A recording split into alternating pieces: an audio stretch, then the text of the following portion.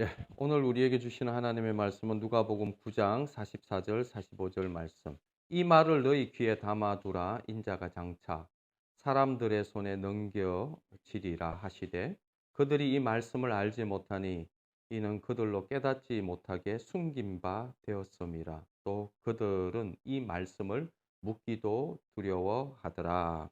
아멘. 지난번에 말씀에 붙들려 사는 삶이라는 말씀을 전했는데요.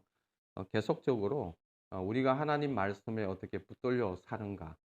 사도 바울이 예수님을 만나고 그는 전력 질주하는 삶을 살았어요. 그냥 방황하고 헤매고 뺑뺑이 돌고 하는 그런 삶이 아니라 계속적으로 경주자와 같이 전력 질주하면서 그 경주를 선한 싸움을 또 선한 그 경주를 마치고 의의 면류관을 기다리는 자가 되었습니다. 동일하게 오늘날 우리의 삶이 정말 그 사도 바울과 같은 그런 삶이 되는 것이 이게 정상인데도 불구하고 우리의 삶이 계속 이게 방황하고 잠수 타고 헷갈리고 뺑뺑이 돌고 하는 이런 삶을 사는 자들이 굉장히 많습니다. 그런 삶에서 정말 이 말씀에 붙들려서 바울과 같이 살아야 되는 것이 내가 죽고 예수가 사는 이 교회의 성도들의 삶이 되어야 되겠습니다. 그러려면은 우리가 하나님의 이 말씀에 붙들려야 되고 성령에 붙들려야 되고 이 하나님에게 붙들려야 되는 삶을 살거든요. 그죠? 주님에게 붙들려서 사는 삶, 은혜에 붙들려서 사는 삶, 하나님에게 붙들려서 사는 삶. 내가 어디에 붙들려 있느냐에 따라서 그 사람에게 나타나는 열매가 드러나죠. 그 사람의 삶을 보면 알 수 있죠.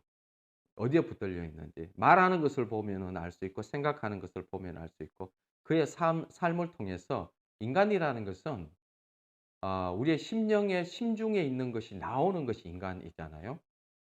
그래서 하나님께서 우리를 어떤 인간으로 만들었느냐 하니까 예수 그리스도의 십자가를 통해서 새 언약을 주셨는데 옛 언약은 돌 위에다가 말씀을 새겼다면은 새 언약에서는 돌 위에다가 새긴 것이 아니라 우리의 심중, 심령에다가 우리의 마음에다가 말씀을 새기는 것이죠. 그것이 성령을 주시는 것이죠. 성령이 내재하시고 영원토록 임재하셔서 내 마음에 뭐가 나타나느냐니까요. 하나님의 언약, 하나님의 말씀이 나타나는 자로 그렇게 우리를 새 피조물로 창조하셨다는 겁니다. 옛날에는 하나님의 말씀이 밖에 있고 내 심령에는 하나님의 말씀이 없기 때문에 내 욕심이 작용되어져서 하나님의 말씀도 어떻게 해요? 하나님의 말씀도 내 욕심에 붙들려서 마음대로 각색하고 그래서 하와가 범죄했던 것이 어떻게 보면 그런 거거든요.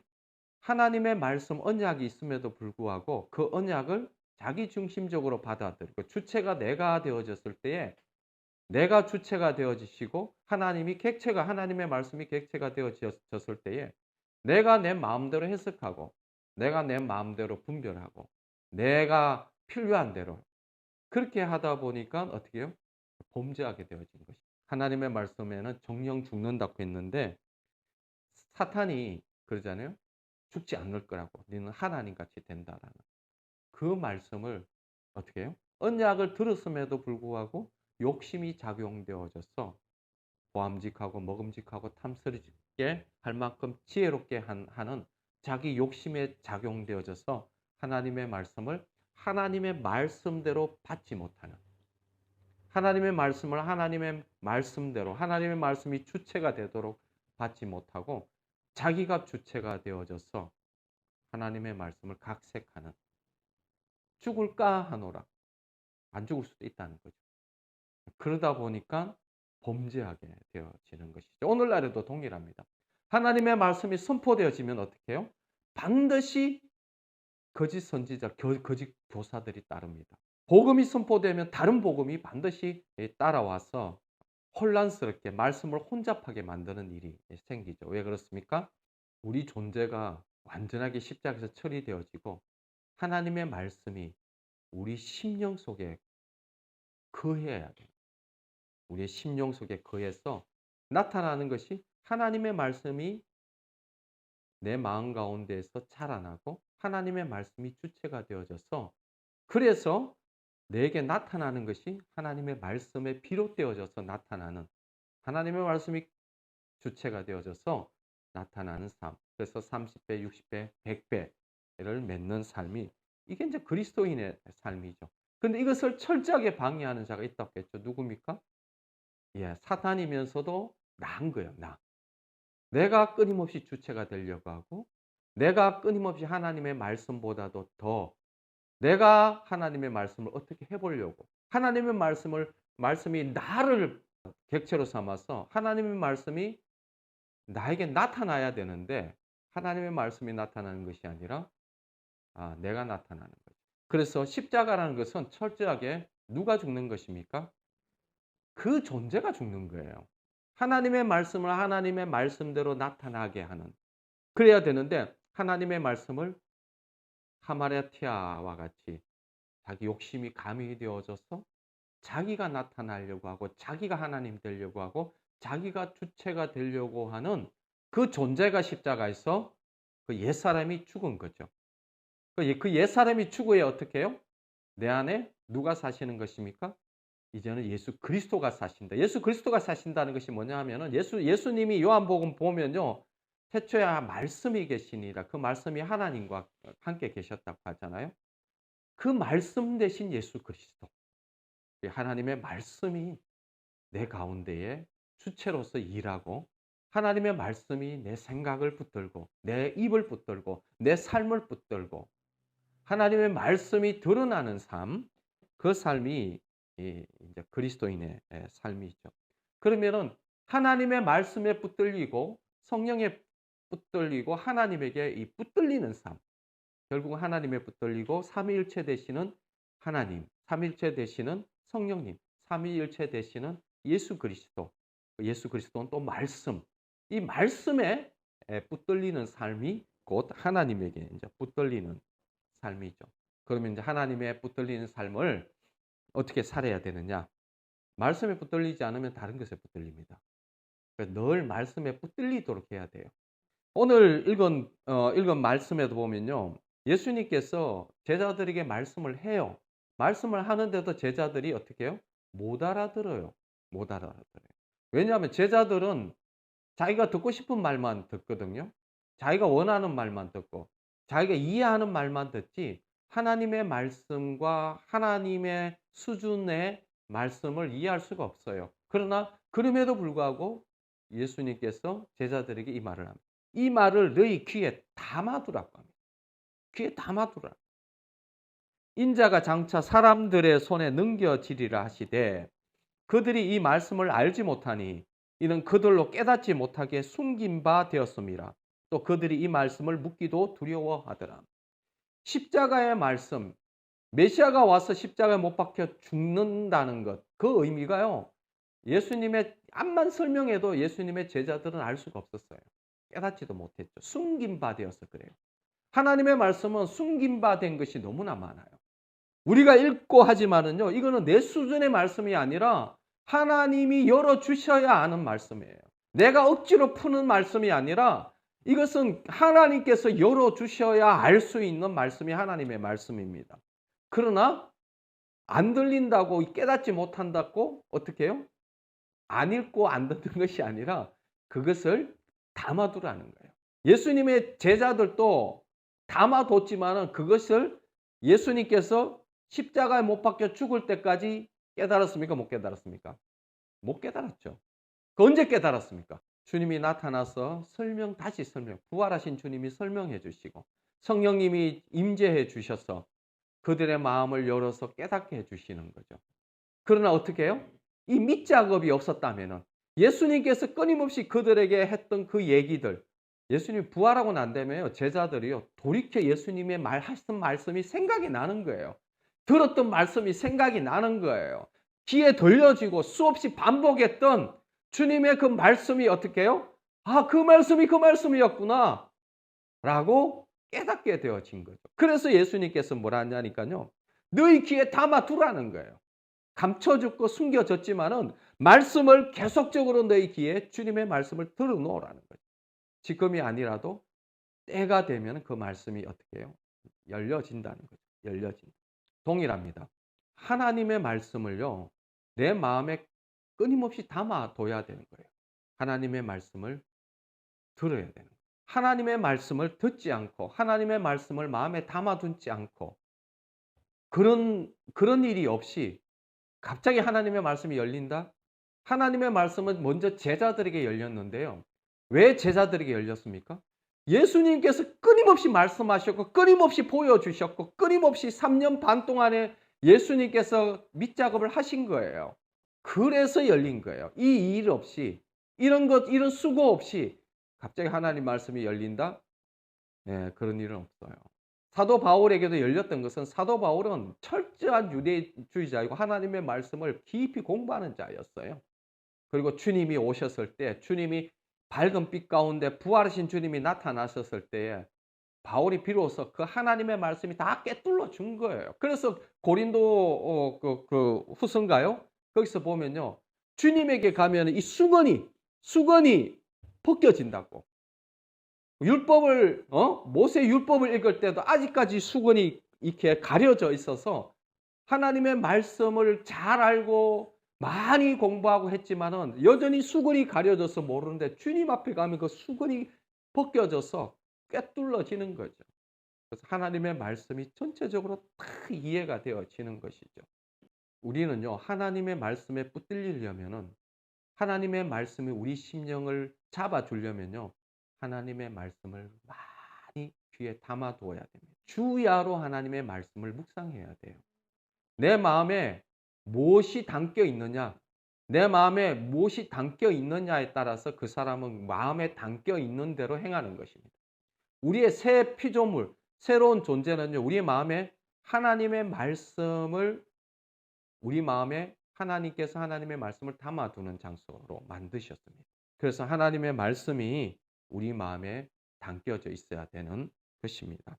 그래서 오늘날에는요, 그 디모데후서는 이제 바울이 디모데에게 마지막으로 로마에서 순교 직전에 그 로마 감옥에서 이제는 2차 감옥이죠. 두 번째, 첫 번째는 이제 풀려났고 두 번째 이제 바울이 사랑하는 영적인 아들 디모데에게 이제 하는 말인데요. 디모데후서 2장 24절 26절 보면요. 주의 종은 마땅히 다투지 아니하고 모든 사람에 대하여 온유하며 가르치기를 잘하며 참으며 거역하는 자를 온유함으로 훈계할지니 혹 하나님이 그들에게 회개함을 주사 진리를 알게 하실까 하며 그들로 깨어 마귀의 올무에서 벗어나 하나님께 사로잡힌 바 되어 그 뜻을 따르게 하실까 함이라. 어디요? 하나님 앞에 사로잡혀요. 주의 종은 하나님 앞에서 사로잡힌 바 되게 하기 위한 어떻게 보면은 그런 역할을 하는 거예요. 대부분 보면요. 주님에게 사로잡히지를 않아요. 다 자기에게 잡혀 있고 마귀에게 잡혀 있고 세상에 잡혀 있고 욕심에 잡혀 있으니까 주님의 뜻을 못 따라가는 거죠. 우리가 주님의 뜻을 따라가려면 어떻게 해요? 말씀에게 잡히고 말씀 대신 예수 그리스도에게 잡히고 성령에게 잡히고 하나님 옆에 잡혀야 그 뜻을 따를 수 있는 거죠. 그래서 어떻게 해요? 우리가 주의 종은 다투지 않고 모든 사람의 온유하며 가르치기를 잘하고 참으며 거역한 자를 온유함으로 훈계하며 하나님이 그들에게 회개함을 주사 진리를 알게 하고 이 마귀의 올무에서 벗어나서 마귀의 올무가 뭡니까? 마귀에게 잡혀 있다는 거예요, 지금요. 마귀에게 잡혀 있는 자들이 하나님의 말씀을 듣고 깨달으면 회개해서 마귀에게 잡혀 있는 삶이 어떻게 해요? 하나님에게 잡힌 바 되어서 하나님의 뜻을 따를 수 있도록 참고 기다리고 기도해주고 가르치고 진리를 가르치고 말씀을 가르치고 그래서 어떻게 해요? 마귀에게 잡혀 있는 올무에서 벗어나서 이제는 누구에게 잡힌 바 된다고? 하나님에게 잡힌 바 되어져서 하나님의 뜻을 따르. 하나님에게 잡혀져야 하나님의 뜻을 따를 수 있는 것입니다. 내가 누구에게 잡혀 있느냐에 따라서. 그래서 오늘날에는요, 진리 싸움이라고 하죠. 진리 싸움. 하나님의 말씀에 진리에 잡혀 있느냐 아니면은 다른 것에 잡혀 있느냐. 그래서 디모데후서 2장 15절에 보면 디모데에게 이르면 너는 진리의 말씀을 옳게 분별하며 부끄러울 것이 없는 일꾼으로 인정된 자로 자신을 하나님 앞에 드리기를 힘써라. 진리의 말씀을 옳게 분별하고 부끄러울 것이 없는 일꾼으로 인정된 자로 자신을 하나님 앞에 드리라는 것이죠. 자, 우리를 어디에 드려야 됩니까? 하나님께 드려야 됩니다. 왜 드려야 됩니까? 하나님의 말씀을 분별하고 하나님의 말씀 앞에서 그 하나님의 말씀의 일꾼으로 그렇게 서임바 되기 위해서 우리를 누구에게 드려요? 예, 스마트폰에 드리지 마시고 다른 쓸데없는 나의 욕심에 드리지 마시고 하나님에게 드리십시오.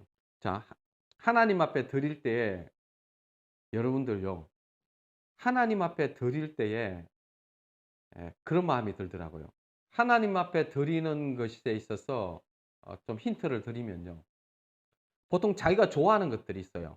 드라마를 좋아하고 막 그런 게 막 끌리잖아요. 그죠? 그 좋아하는 것을 하고 싶은 마음이 어떻게 해요? 하고 싶은 마음이 많잖아요. 그죠? 그 하고 싶은 마음이 많다는 것은 뭔 말이냐니까요. 내가 그 하고 싶은 마음이 많은데 그 마음을 어떻게 해요? 하나님 앞에 드리는 거예요. 하나님은 어떤 것을 받으십니까? 우리의 헌신을 받으시잖아요. 하나님의 우리의 헌신을 받으시는데 하나님은 우리의 헌신, 우리의 값어치를 받으시는데 우리에게 우리가 할 수 있는 것, 기쁨으로 할 수 있는 것도 하나님 앞에 받으시지만은요. 어떤 걸 받으 우리가 이걸 하고 싶은데 그 하고 싶은 거를 하나님 앞에 온전히 드리는 이것도 하나님께서 참 기뻐하시는 제사예요. 하나님께서 받으실 만한 것입니다. 헌신이라는 것은 나를 꺾고 내가 하고 싶은 것을 꺾고 그것을 어떻게 해요? 온전하게 하나님 앞에 드리는 것이죠. 내가 진짜 이걸 원해요. 그러면 어떻게 해요? 탁 말씀 앞에 섰는데 무슨 생각이 나느냐니까 드라마가 그 보고 싶은 마음이 막 올라와요. 드라마가 보고 싶은 마음이 막 올라올 때 그 마음을 하나님께 드리는 거예요. 그럼 어때요? 나의 헌신을 드리는 거거든요. 내 마음을 드리는 거잖아요. 내 마음은 이것을 하고 싶은데 그 하고 싶은 마음을 어떻게 온전히 그 가치만큼 하나님 앞에 드리는 하나님 앞에 그 마음을 드릴 때에 어떻게 해요? 그래서 말씀 앞에 말씀을 읽을 때에 그건 하나님 앞에 드리는 거거든요. 그죠? 나의 희생을 드리고 나의 마음을 드리는 거잖아. 그거는 주님이 받으실 만한 것이죠. 아무런 희생도 가치도 없는 것을 하나님 앞에 드리면 뭔 의미가 있습니까? 내가 진짜 하고 싶은 것 그거를 주님 앞에 드릴 수 있다라는 거는 정말 가치가 있는 거죠. 하나님이 받으실 만한 것이죠. 하나님이 받으실 만한 마음. 내가 이 마음이 있어요. 내가 간절히 하는 사단이 막 난리를 치고 했던 그 미혹된 마음들이 있고 막 그게 끌리는 마음, 육적으로 끌리는 그 마음이 있는데 그 마음을 어떻게 해요? 주님에게 십자가로 주님 앞에 드려보세요. 그런 걸 하나님이 받으시는 거예요. 내 마음이 끌리는 대로 그냥 막 살아버리면은 하나님 받으시는 건가요? 그러고 이제 조금 시간 난다고 그냥 조금 그거를 하나님이 받으시는 것이 아니라 진짜 하나님이 받으시는 것은 내가 막 하고 싶은데 그 하고 싶은 그 마음을 하나님 앞에 온전히 드릴 수 있는 마음. 그렇게 하나님 앞에 드리기를 힘써라. 우리의 진리의 말씀을 옳게 분별하기 위해서 우리를 하나님 앞에 드리는 것이죠. 그리고 디모데후서 4장 3절 4절 때가 이르니 사람이 바른 교훈을 받지 아니하면 귀가 가려워서 자기 사욕을 따를 스승을 많이 두고 또 그 귀를 진리에 돌이켜 허탄 이야기를 따르리라.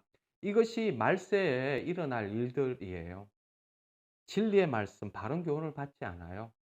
그리고 자기 사욕을 따를 스승을 많이 두고 진리의 길을 돌이켜 허탄한 이야기를 따르는 오늘날에 이제 진리 싸움이에요. 진리 싸움. 이 진리 싸움을 해야 되는 이 상황 가운데에서 우리가 아까도 얘기했지만은 정말 우리의 마음을 주님 앞에 드릴 때에 어떤 일이 일어나니까 주님을 경험하게 되어지는 것이죠. 우리가 하나님을 경험하고 싶어 하잖아요. 어떻게 하면 하나님을 경험하지? 어떻게 하면 하나님을 만날 수 있지? 어떻게 하면 하나님을 알 수 있지? 하나님을 경험할 수 욥이 그토록 하나님을 경험하려고 하고 난리를 치고 욥의 친구들과 변론하고 디베이트하고 하지만은 하나님을 못 만나면 아무 의미가 없습니다. 욥이 하나님을 만나면은 모든 것이 결론이 나잖아요. 그래서 우리는 하나님을 만나야 돼요. 하나님을 경험해야 돼요. 어떻게 하면 하나님을 경험하느냐? 하나님께서 다윗에게 나타나서 다윗에게 하나님을 경험하게 할 때 언제였느냐니까 다윗이 어떤 마음을 품었냐니까요. 야, 나는 이렇게 궁궐에 자는데 하나님은 저 천막에서 있으니까 진짜 하나님의 집을 지어 주고 싶은 거예요. 하나님의 집을 지어 주고 싶겠다. 하나님의 좀 집을 지어야 되겠다. 라는 하나님의 마음에 합당한 생각을 한 거예요. 하나님의 집을 지어야 되겠다. 라고 했을 때에 하나님이 다윗의 마음을 알고 그 밤에 여호와의 말씀이 나단에게 임하여 이르시되 다윗이 어떤 마음을 짓느냐니까요. 하나님의 마음에 합당한 마음을 갖는 거예요. 하나님의 마음에 감동되는 마음을 품으니까 하나님이 나타나시는 거예요. 응답하시는 거예요. 내가 하나님의 집을 지어야 되겠다. 그러니까 하나님이 어떻게 나타나서 어떻게 해요? 네 집을 내가 지었고 네 집을 영원토록 내가 보존할. 그 다윗의 후손이거든요. 다윗의 언약이 생겨버립니다. 어떨 때? 예, 하나님의 마음에 합당하게 결단할 때. 그때에 하나님을 경험할 수가 있는 것이죠. 그 다음에 대하 1장 7절에 보면요. 그날 밤에 하나님이 솔로몬에게 나타나 그에게 이르시되 내가 내게 무엇을 주랴 너는 구하라 하시니. 언제 하나님이 솔로몬에게 나타났냐니까 솔로몬이요 1,000번제를 하나님 앞에 드려요. 그러니까 하나님이 그날 밤에 나타나 가지고 이르되 내가 내게 뭘 주랴. 하나님이 아무 때나 나타나는 건 아니신 것 같아요. 하나님이 나타나실 때가 있는데 하나님이 나타나실 때에 하나님을 언제 경험하느냐. 아무나 경험하는 게 그냥 하나님 앞에 내 마음을 드리는 것도 없고 하나님의 마음에 합당하게 행동하는 것도 없고 그냥 뭐 이렇게 지 욕심에 따라서 살 때에 하나님께서 나타나시는 거 하나님을 경험하는 것이 아니라 하나님을 언제 경험하느냐니까요. 하나님의 마음에 합당하도록 결단하고 하나님의 마음에 합당한 일을 할 때에 그때에 하나님께서 나타나고 하나님을 경험하게 됩니다. 하나님의 말씀을 여러분들 왜 하나님의 말씀을 마음에 두냐는 거예요. 하나님의 말씀을 깨닫는 사람은 어떤 사람이 하나님의 말씀을 깨닫느냐니까요. 하나님의 말씀을 읽지도 않고 그냥 세상 것 온갖 그냥 TV나 보고 스마트폰이나 보고 아무 그냥 지 욕심에 끌려서 그러면서 갑자기 하나님의 말씀이 깨달아지는 것이 아니라는 거예요. 하나님의 말씀을 누구에게 깨달아지느냐니까요. 하나님의 말씀이 누구에게 열리고 하나님의 말씀이 누구에게 경험되어지느냐니까요. 그런 합당한 마음으로 마음을 다하고 뜻을 다하고 정성을 다해서 하나님을 사랑하고 그 말씀을 존중하게 여기는 사람에게 하나님이 하나님의 말씀을 깨닫게 하시고 열어주시고 만나주시고 뭐 준비가 돼야지. 온통 마음은 세상에 다가 있고 자기 정욕에 다가 있는 사람들을 그냥 그 사람들을 하나님이 만나주시는 게 아니에요. 하나님은 하나님의 말씀이 깨달아지고 만나지는 사람은 그만한 자격을 가지고 있더라고요. 보니까요. 준비가 되어 있더라고요. 불이 아무데나 붙는 것이 아니잖아요.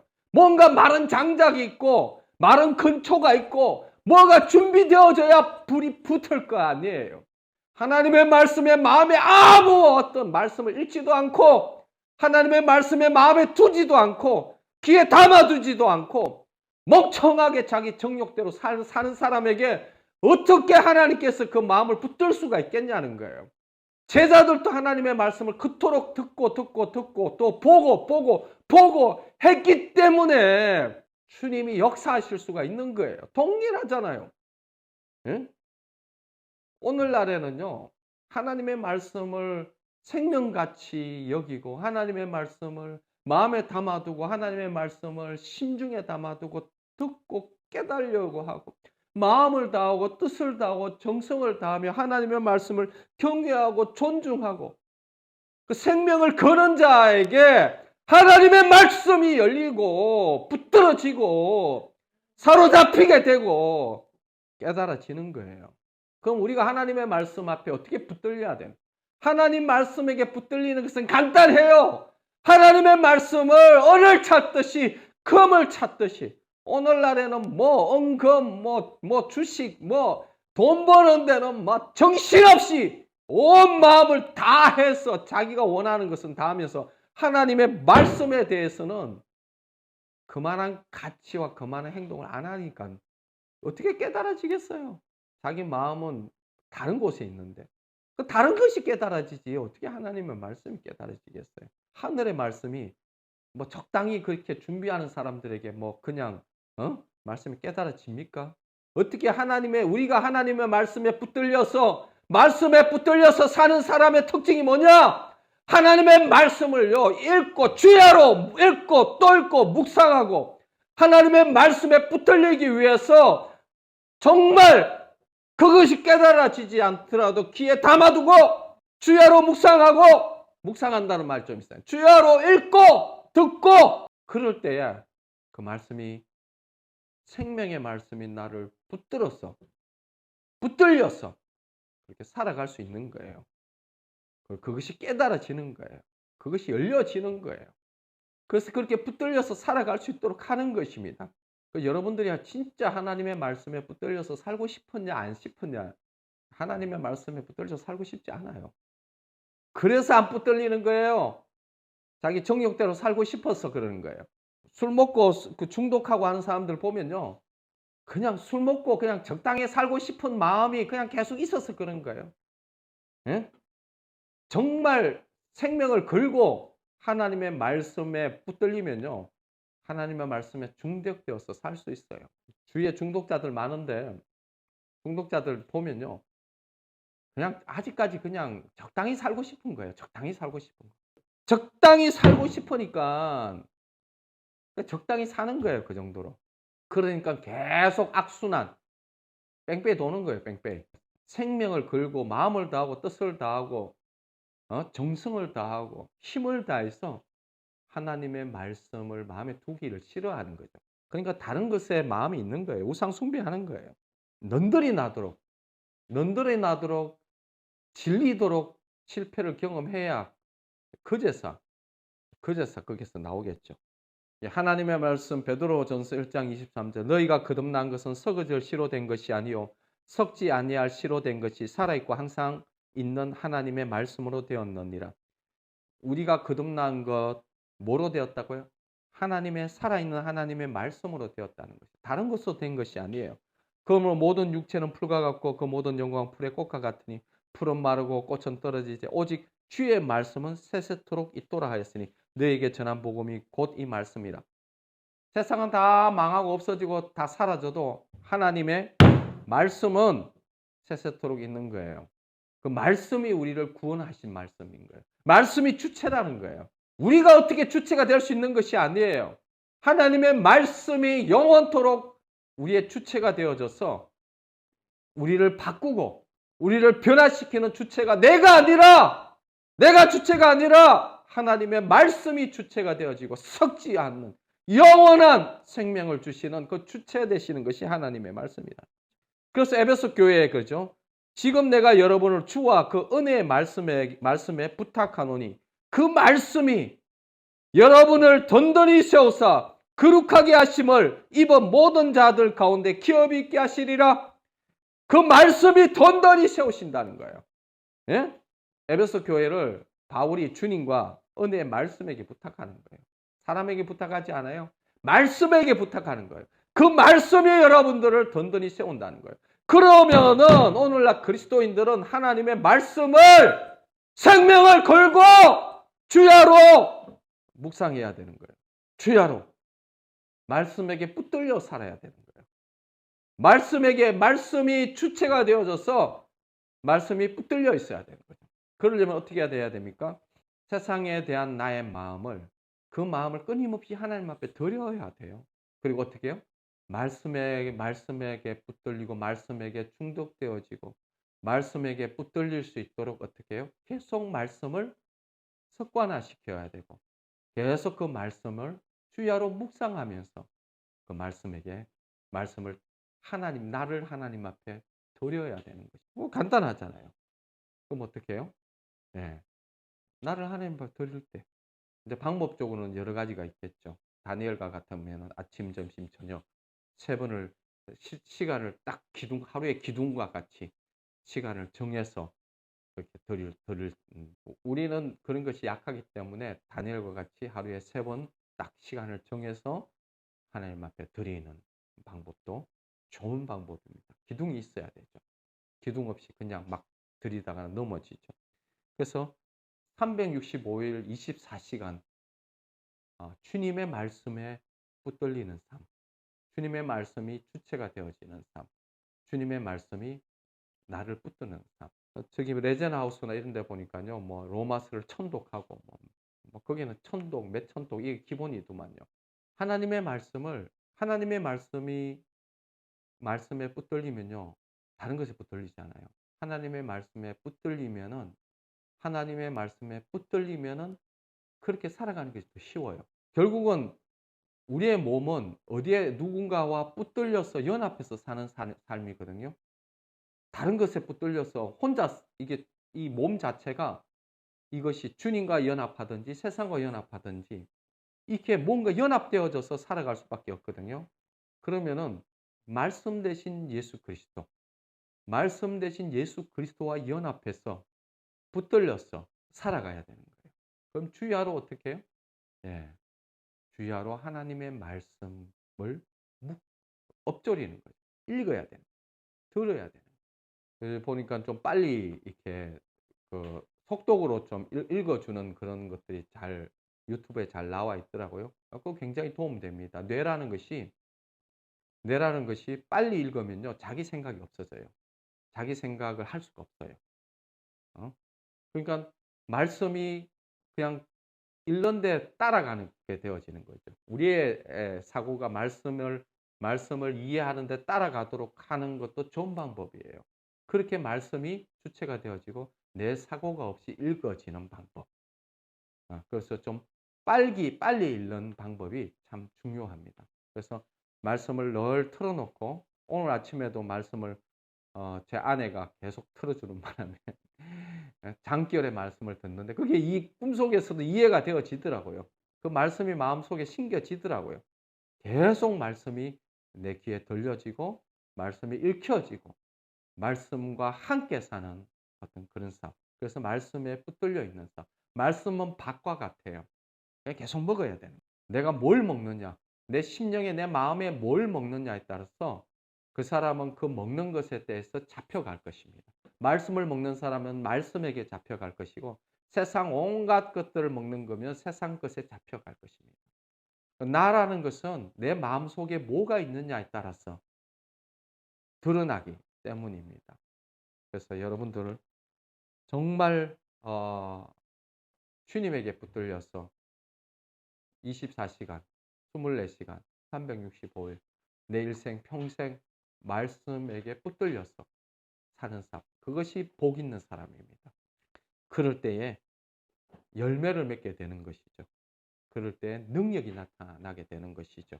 하나님의 말씀이 뭡니까? 믿음은 어디서 옵니까? 믿음은 들음에서. 들음은 예수 그리스도의 말씀입니다. 왜 이 말씀을 많이 이렇게 듣고 말씀을 묵상하라냐니까요. 믿음은 역사하는 힘이 있잖아요. 우리 삶 가운데에 믿음이 있어야 돼요. 역사하는 힘이 있어야 돼요. 능력이 나타나야 돼요. 그 능력은 어디서? 그 믿음에서 나오는 거거든요. 이 산들을 바다에 던져오라 하더라도 그 믿음이 있으면은 그것이 그대로 일어나는데 그것이 어떻게 언제 일어납니까? 그 믿음이 있어요. 믿음은 어디서 나옵니까? 말씀을 들을 때 일어나요. 내가 어떻게 바뀝니까? 내 삶의 역사가 어떻게 바뀌어집니까? 믿음이 있어야 되죠. 그 믿음이 있으려면 어떻게 해야 돼요? 말씀을 들어야 돼요. 말씀을 읽어야 돼요. 그럴 때 능력 있는 삶을 살게 되어지는 것입니다. 그리스도인의 삶이라는 것은 말씀에 붙들려서 사는 삶. 그 말씀에 붙들린다는 것은 곧 그 말씀이 믿음으로 살아가는 삶을 살게 하고 또 그 믿음이 능력으로 살아가게 하는 것이죠. 실상을 붙들게 하고 그 실상에 나의 삶 가운데 능력이 나타나게 하고 하나님이 나타나게 하는 그 삶으로 주님이 인도해 주시는 것입니다. 늘 말씀에 붙들리는 여러분들 되기를 예수 그리스도 이름으로 축원드립니다. 기도하겠습니다. 하나님 아버지 감사합니다. 말씀에 붙들리는 삶, 그 말씀에 붙들려서 하나님 주님이 주시는 그 믿음 그리고 하나님 그 믿음의 능력을 드러내는 삶, 늘 하나님 아버지 다른 것에 붙들리는 것이 아니라 말씀에 붙들리고 하나님에게 붙들리고 예수 그리스도가 사는 그 삶. 그래서 하나님 아버지 예수 그리스도의 그 능력이 그 믿음으로 드러나는 삶 되게 하여 주십시오. 예수님 이름 기도드립니다.